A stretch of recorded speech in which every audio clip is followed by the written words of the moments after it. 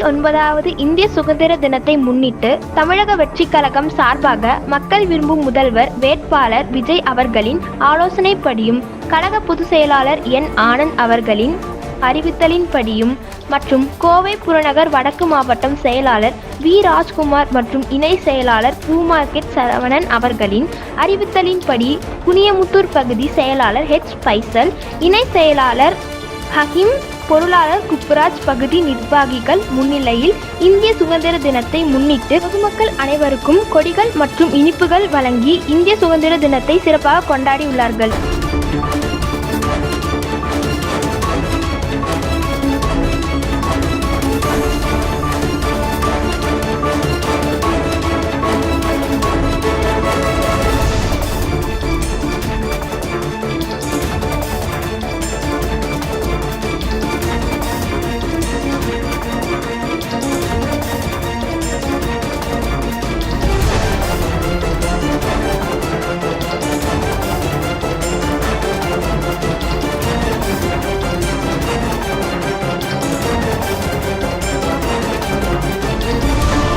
போக்குவரத்து விதிமுறைகளை பின்பற்றிய வாகன ஓட்டிகளுக்கு தமிழக வெற்றிக் கழகம் சார்பாக 79வது இந்திய சுதந்திர தினத்தை முன்னிட்டு கொடிகள் மற்றும் இனிப்புகள் வழங்கப்பட்டன.